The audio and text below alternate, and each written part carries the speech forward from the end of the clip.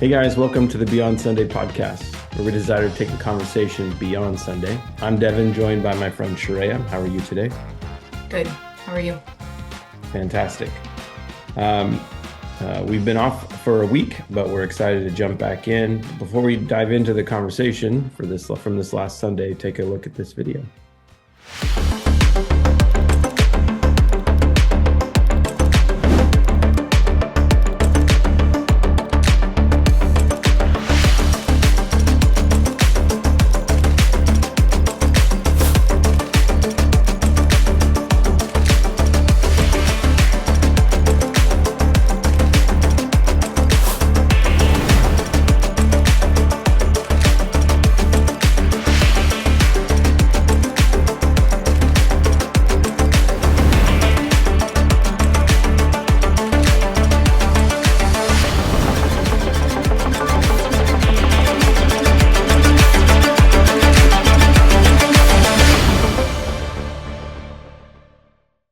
Okay, Sheree, as we dive into the conversation, share with us the big idea, the scriptures from this last Sunday, and what we're headed into. Yeah, so we were this week was Jesus shaped church hears the voice or trusts the voice of God. And so talking about hearing God's voice and trusting it. For us, we were in really just two passages of scripture. So we took an Old Testament story and a New Testament story. We were in First Kings 19, which is the story of Elijah. And, he's kind of escaped away and he's uh on this mountain in the cliffs or whatever, and the question of like, what are you doing out here, Elijah? And then he goes into this like, I've faithfully served the Lord, but your people have broken your covenants, and now they've killed all these other prophets. Now they're trying to kill me, and so then God tells him to come out onto the edge, and then God speaks to Elijah in a gentle whisper, but first there's, a windstorm and there's an earthquake and there's fire and there's all these things, and God's not in these big spectacular things, but he's in this gentle whisper. And so we were in that story. And then we were in the New Testament story where the disciples are in a boat. Jesus sends them out ahead of him while he goes to kind of retreat away and be with the Father. And they're in a boat, and the storm gets bad. It says they're in trouble. So this is a bad storm. And then all of a sudden they see Jesus walking on the water, and they're like, "Is it a ghost? Is it Jesus?" Jesus speaks to them. They hear his voice, and when they do, Peter responds, like recognizes, okay, if that is you, Jesus, I think that's your voice. If that is you, call me out. And so then Peter steps out onto the water in the middle of the chaos, in the middle of the waves, and makes it a couple steps before he gets distracted by fear and looks down. And so we were in those two stories, and um, yeah, really the underlying like God's church needs to hear God's voice. And so do we hear God's voice? Recognizing that the chaos and the noise around us can be deafening. And so what are we doing to be intentional to hear God's voice? Where do we expect to hear God's voice? How do we expect to hear it? And then do we trust it when we do, and will we respond? So yeah.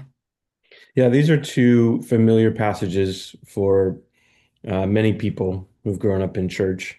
Um, uh, it sort of speaks to the Elijah one. It's got all the makings of a good story, right? Elijah's done this incredible thing through the power of God, and as he's even in the mountain, and God tells him like, "I'm gonna speak," so um, you know, be ready.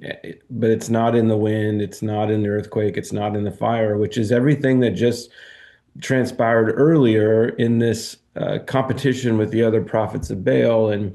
Uh, Elijah, through the power of God, was victorious, and the other prophets were not. In fact, they were all put to death. Hence why Elijah has to go running for his life, as death threats are made upon him rather than being celebrated. It's like, we don't want your God. We don't want you or your God. And it sends him in fear when something just incredible took place. And then He's there in the mountain, and it's not in all these big things, these loud things, these things that would get our attentions, right?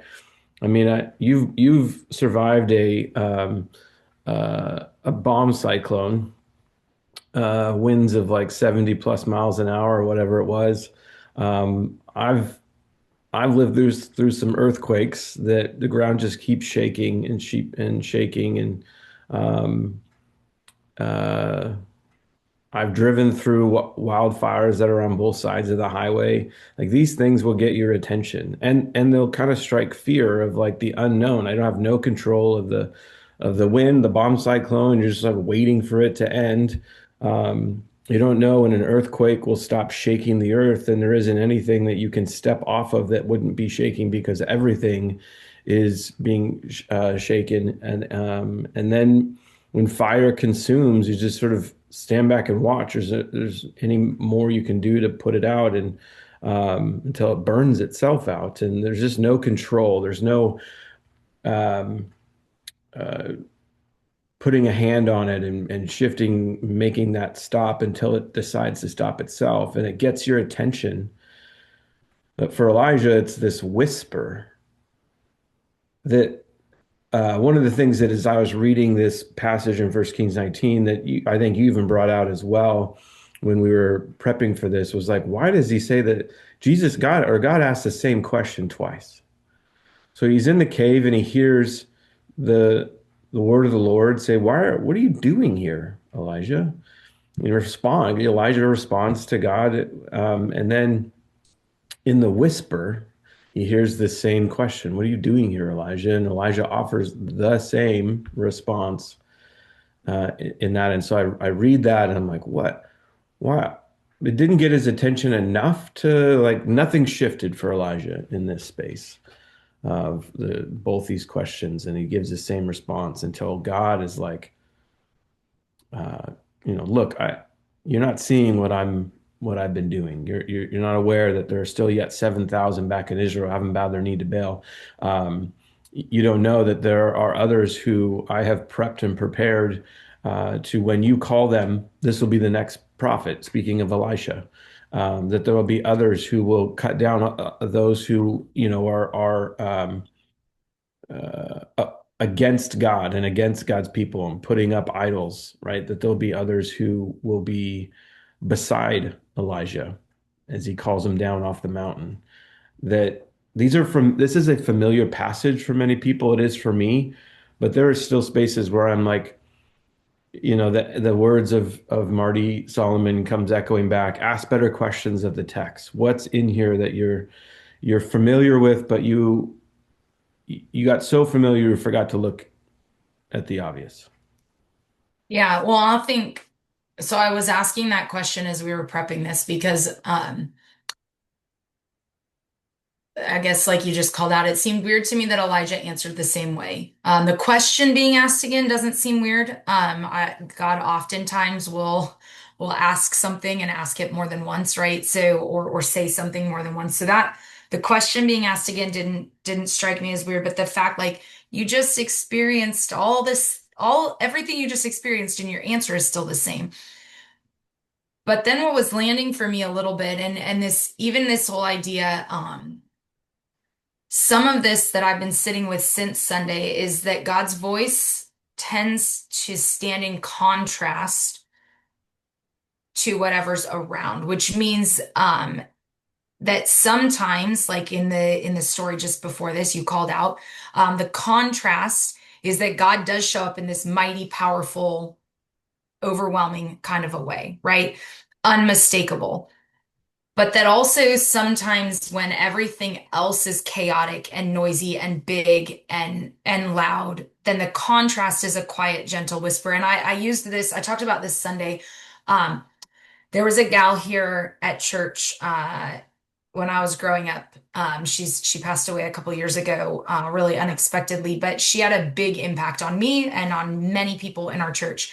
And she was a teacher, second or third grade teacher for like 30 years. And then she was also a kids ministry teacher when I was a kid. She was a kids ministry teacher for my boys. Um, and she was the kind of person who um, exuded joy, first of all, but also just had this calming, quiet presence about her. But she could command a classroom like nobody's business, and she would do it with a quiet voice. So I cannot tell you how many times I would be in like the in kids ministry with her, and the kids are running crazy and everybody's running around and it's loud and chaotic, and she would just like quietly, she wouldn't raise her voice, but she would be able to get everyone to pay attention, to sit down and be quiet with just this quiet, calm voice. And there was something about her tone and there was something about her presence, but also it stood in contrast. It stuck out because it stood in contrast to everything else that was noisy and chaotic in the room. And I Mhm. use that analogy on Sunday because that's the sense I have here, is that God's voice, when everything is loud, then it's actually the quiet calm Mhm. that stands out. Um, and as I was reading Elijah's story, this story again, and still asking that question, like, why does he respond the same? Um, for me, what was landing is actually like, okay, Elijah's response is the same, but this time when he responds, God gives direction. And it almost was this sense of like, I don't know if you've had this with your kids, but um, if the boys are freaking out about something or there's chaos happening, sometimes it's like, look at me, look in my eyes. Do Mhm. you hear what I'm saying to you? And you almost have to just like lock it, like the kids use the word, right? Lock in, man. You need to lock in right here. And that's this sense where it's almost like God asks the question, what are you doing here? And Elijah, this exasperated, like, everything is wrong. They're trying to kill even me, da da da. And it's almost like through this sequence of like the wind, the fire, the earthquake, and then the gentle whisper, I have this sense of God putting his hands on either side of Elijah's face and saying, listen to me. And so Mhm. that time when Elijah responds and his response is the same, now God's like, here's your next step. Like, here, I'll tell you, yes, what you're saying, I hear you. I'll tell you your next step. And he says, you're going to go to this person, you're going to do this thing. Don't make no mistake. There's 7,000 people. Like, all of that comes, and it's a very clear, specific, direct next step. But this quiet voice this time stands in contrast to the chaos, and that's what makes it stand out. Yeah, and actually, as you're saying that, is this the voice of God that cuts through the noise of the world and the chaos and things that are out of our control, and we just kind of sit in, whether it's the wind, the earthquake, or the fire. But it does remind me even of Jesus on the back to where we other passages were in Matthew, Jesus walking on water out to the boat. Now the wind's still right. It says that the waves were buffeted against the boat. The wind is picking has picked up, and it reminded me this last week where we were down at the cabin, and I'm Lori and I are on the other side of the river. It's not a very big river. You can walk across it, up to your waist or whatever, and get to the other side. But like we had we had set our chairs up above the little, I don't know, rapids, not really rapids, but like it gets really shallow, and we had put our chairs there. And you and Marcus were on the other side of the river, just on the other side of the bank, and you're like saying things to me, but I cannot hear because the noise of the water is so loud where I'm sitting or where I'm standing. I can't hear what you're calling across the river. The your voice isn't cutting through that noise, and I'm not sure if my voice was carrying the other way, but that reminds me, that scene reminds me of like, so God's voice cutting through the chaos and the noise. I do wonder, as Jesus is coming out to the boat and they see wind, waves. I mean, the waves are crashing against the boat. We're getting tossed to and fro. Um, they see this image. They think it's a ghost, but then they hear him. He spoke to them, and it doesn't say he yelled. It doesn't say that he was quiet. It doesn't say anything about the volume that was being used, only that he says, have courage, it is I, do not be afraid. And then that's when Peter responds. Um, but it doesn't say anything about the volume. And I kind of wonder, like, as I'm standing on that one side of the shore by where the water is quickly trickling down the rocks and whatever, and I can't hear unless I could hear Lori right next to me, but I could not hear, I mean, what, 50 feet across the river? There was no, I could tell you were talking to me, but I couldn't hear anything coming through. And I just wonder, like, in this part of like Elijah hears the still small voice, the whisper from God, not in the chaos, but cuts through the chaos. That here Jesus is on the water coming to the disciples, that they hear him in the midst of the storm and the chaos. And Peter responds, and it drives him to action that actually is who God is, that his voice will cut through the chaos and the storm. Um, that's the kind of God he is. Now, I can be attuned to it or not, but that's the kind of God he is, regardless of the chaos, the storm that swirls around. I can attune my heart and my ear to the voice of God, no matter the circumstances. Right.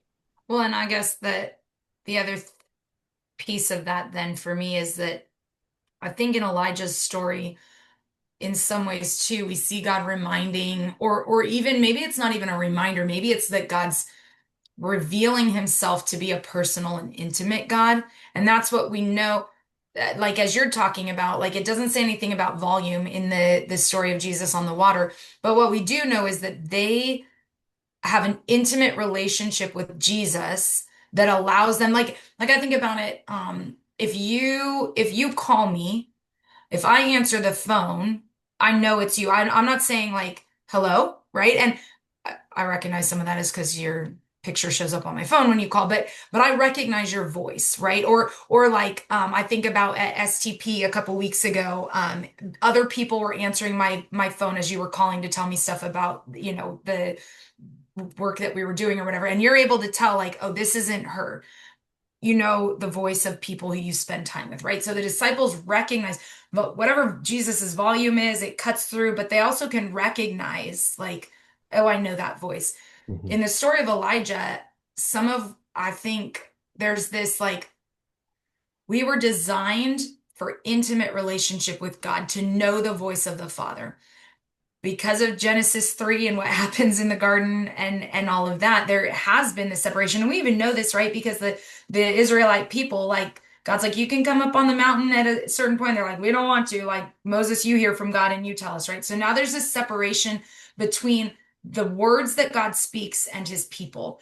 And largely, like you already called this out, but uh where we find Elijah in the narrative of scripture, most of what God's people know about God is that he is a God of the spectacular. That's the way they've seen him show up, because he Mhm. has shown up to save. He's shown up to prove his magnificence, right? So all of the 10 plagues, the parting the water, these are the stories that the people that Elijah is speaking to. These are the stories they know. This is what Elijah knows about God, and it's the Mhm. way he's seen God. And so in that space, there's also like this, it's almost like this introduction to, yes, I'm the God of the spectacular and I'm the God of all of these people, and everything Elijah has, or everything God has spoken to Elijah at that point has been for the people. He's a prophet, right? He hears the voice of the Lord for the people. This is personal and intimate. Why are you here? What are you doing? And then his response even is not like what God tells Elijah to do. This is not a spectacular, okay, you're going back up to a mountain, fire's going to come down again. He's like, you're going to anoint this person, you're going to anoint that person. Yes, by the way, there's 7,000 people. Like it's very, seemingly very small, very personal, very intimate. And that stands in contrast. And so in some ways that like this is a further revealing of God's character, but also this is like a step towards this new covenant where we now get to know the voice of the Father in an intimate way. We're Mhm. not looking for a prophet who, okay, we're only going to know God as this spectacular way out there, far away kind of God, but no, like this is an intimate, personal God. And that's, I think, the progression that we even see with those stories to them, what we know to be true now in the way that we get to hear from him. Yeah. Yeah, and even in the rescue of Peter as he gets out on the water, I mean, honestly, just the, even if it's you, Lord, tell me to come to you. Jesus responds with, come, and he gets out of the boat and begins walking on the water. I mean, talk about spectacular, magnificent, miraculous. That even then in that space, as he is distracted by the chaos and the waves around and begins to sink, and um, cries out to Jesus, right? Here's where we have volume. Here's where we have there's an exclamation to this, right? So as he sees the wind, he becomes afraid and he starts to sink and he cries out, Lord, save me. And Jesus reaches down and grabs him and pulls him up, right? That and then they get in the boat and the wind calms, the waves calm.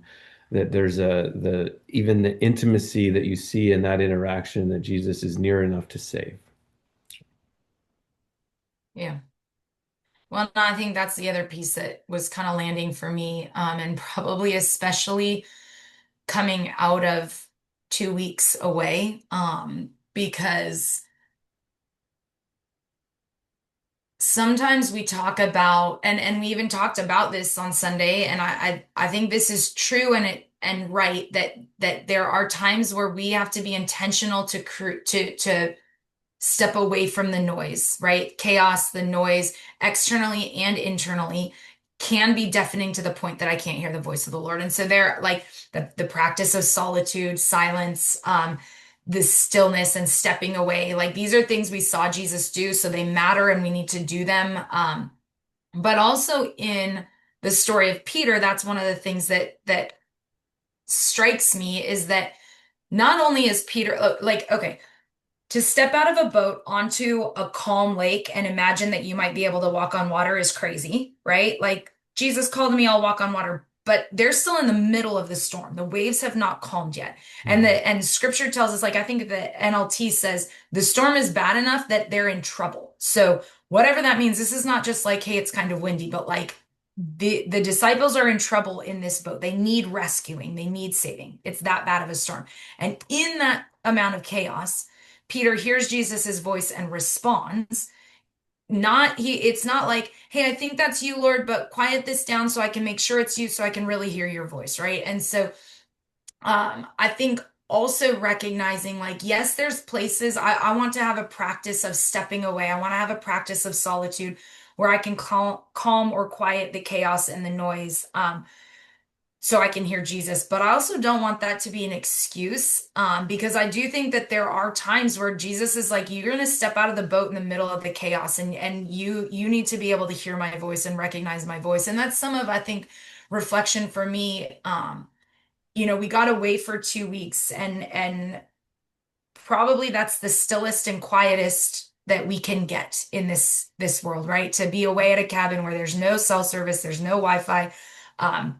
Largely like we're just uninformed about anything that's going on in a really great kind of a way. Um, but I recognized even coming back into life, right? Which as soon as you get back into any kind of service, it's like, oh, everything's just been waiting. Um, that there's beauty and there's a gift in getting away.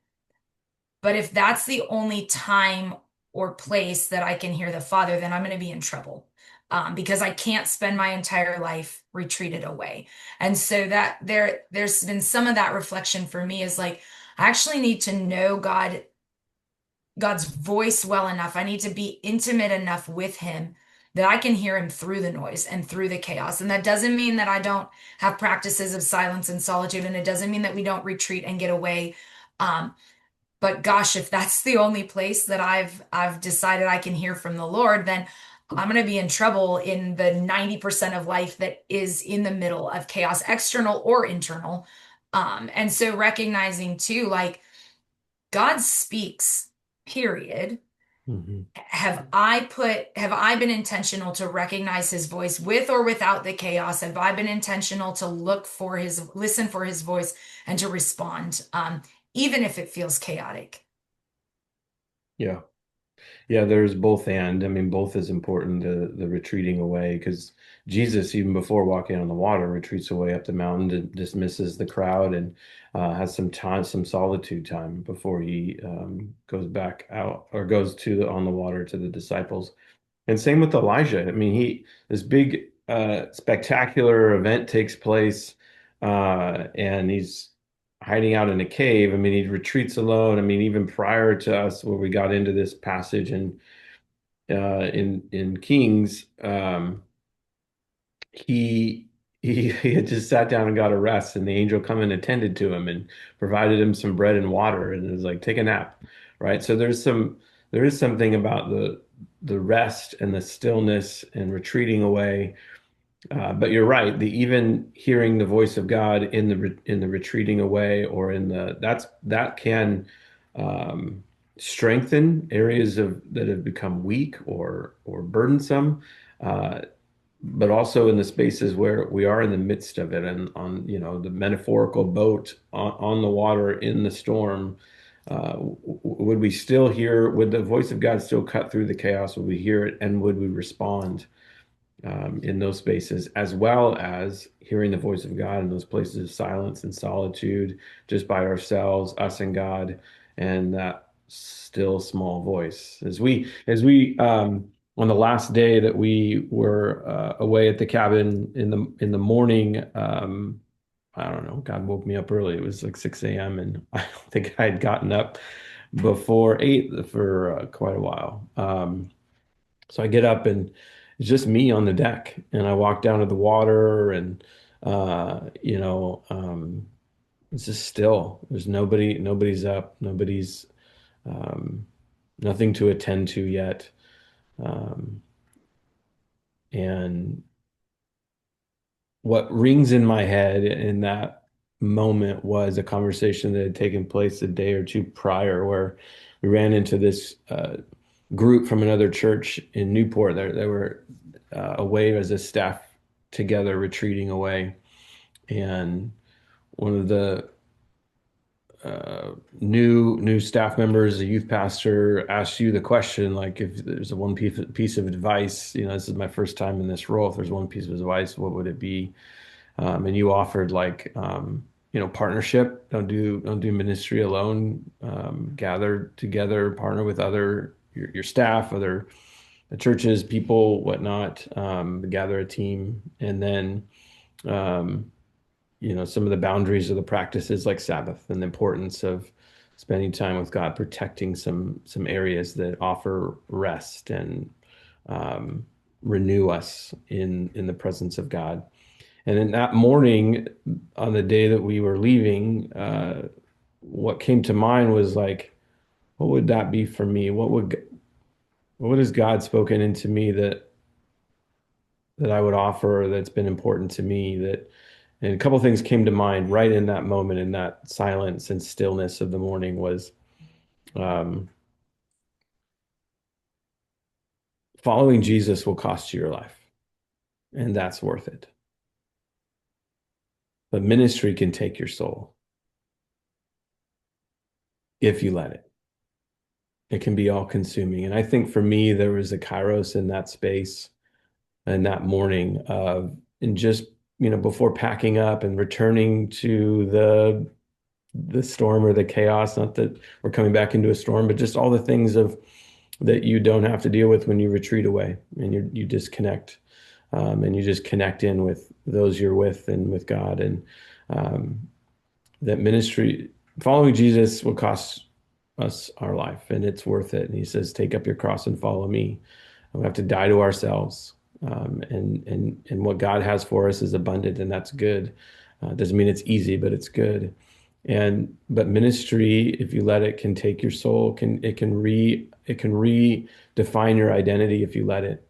It can be about the things you do, or what you produce, or how many people follow or agree with you or with you, or what the numbers are in the ministry, whatever the metrics are for success, or for that can realign our identity that isn't with God.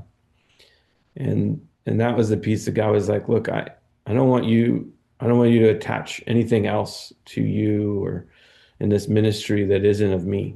And so don't grab on to things that I'm not offering. Don't pick up things I'm not asking you to. Don't Don't take over or take responsibility for things that these are my responsibilities. God was reminding me like these are for me. And then I'm asking you to steward well what I've provided, to walk this out well, to listen to me well. And as you do, whether it's the storm or the quiet, I'll be there. Mhm. Yeah. Well, and don't you think, I mean, you're using the word ministry, and that's true, and that's the context that that conversation started in. Um, but you could plug in religion in that statement, right? So for people who maybe vocational ministry isn't their calling, um, following Jesus will cost us our lives. Um, but ministry or religion or tradition or whatever can take our soul, and that's why listening to the voice of the Lord matters, because there are going to be things that the world is going to tell us matters, and there's going to be things that religion and tradition and ministry tell us matter, that God doesn't have for us, that, and it doesn't mean they're bad things, but that God doesn't have for us in this season or this time, or it's not for me to hold ever or whatever. And that's why knowing the voice of God and responding matters. And I guess that's the piece that, as you're talking about that, um, this balance between retreating away and the stillness and the solitude, those are the places I think where we get to know the voice of God, so that in the chaos we recognize it, right? The other thing that was coming to mind as a parent, like I don't know if you remember, like when your kids are little and you're in a crowded space and there's a bunch of kids and whatever, right? Somebody starts crying or something. There's this moment where all the parents are like, and then you can tell, like, oh, that's not my kid, or that is my kid, and we respond, right?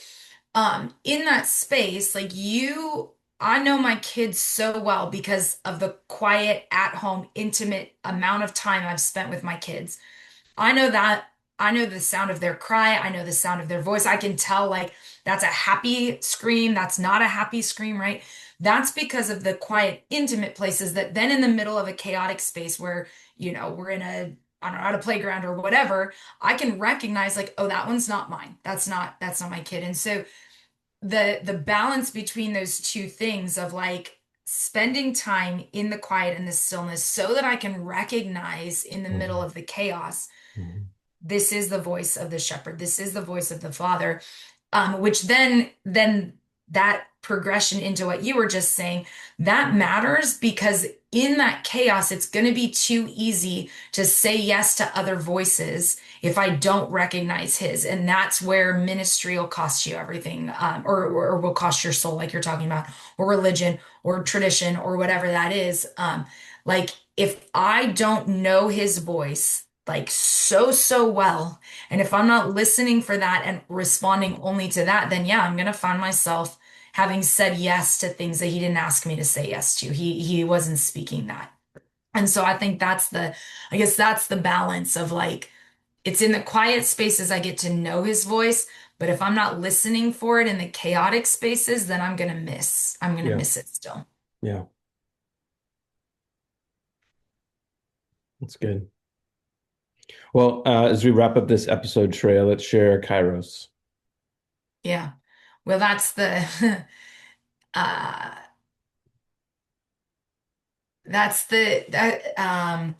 that's the beginning of the Kairos for me.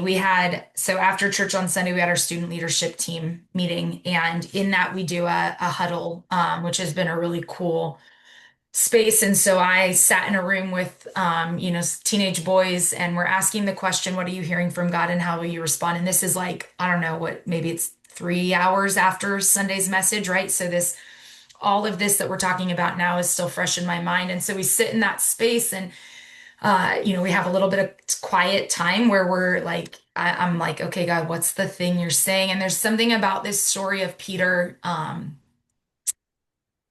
Peter stepping out of the boat. And I was reminded in the huddle, um, I was reminded of a couple years ago, we did a prophetic practice. I don't remember what we were there for, pastors gathering or something.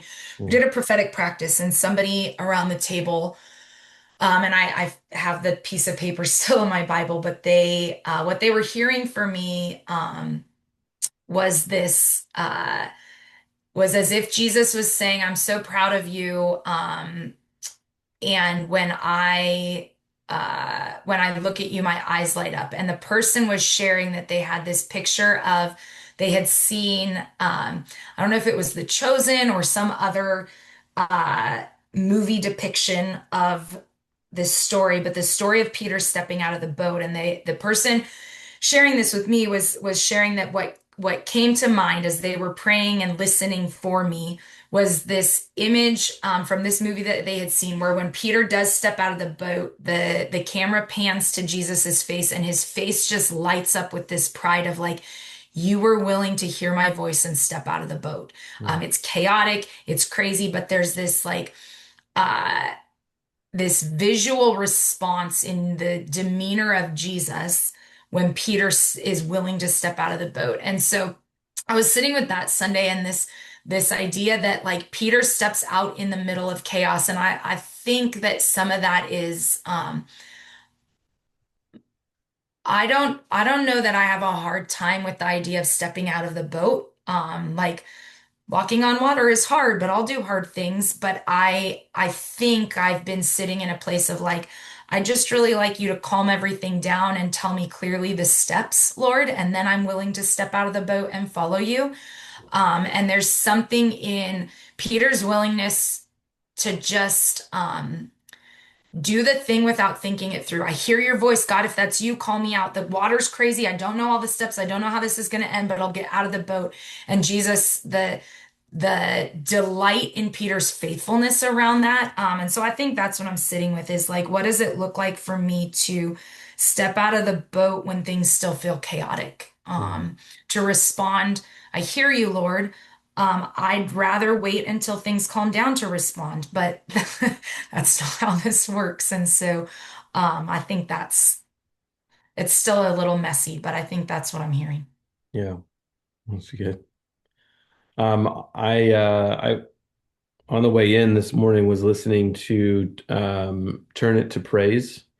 And so this part of the lyric caught me and reminded me from Sunday and just more of God's faithfulness in this, even the phrase, the story will tell, right, of God's faithfulness, or because of God's faithfulness. So, but it goes like this, you've got a history of changing stories, even when I wrote mine off as done. When I see a mystery before me, I know the battle's won. You've already won. So when I'm drowning in these waters, facing lions in the den, I know I will have a testimony of your faithfulness.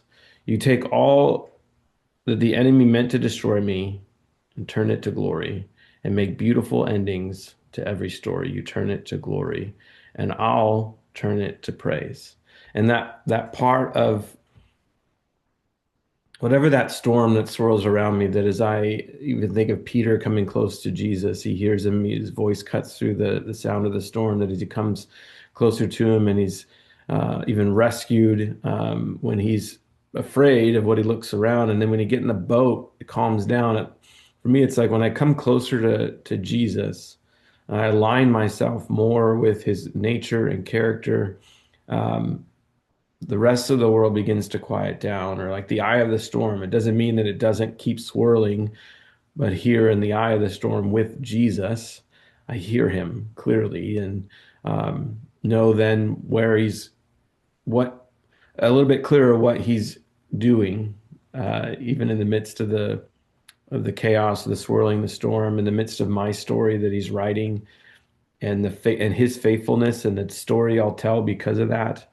So yeah, there's I think the kairos there for me is the uh, press in, right? To come closer to Jesus, and I'll hear him clearer. Um, and that's really the invitation I even sense from Elijah's story to Peter with Jesus, that there's an invitation to come closer with Jesus. Jesus desires that, and I'll hear it clear. Yeah, that's good. Well, guys, thanks for joining with us on this episode of Beyond Sunday podcast. We hope and pray that your conversations are going beyond Sunday, that God is continuing to speak to you and that you're listening. And as you listen, you are responding to what you're hearing. So until next time, take care.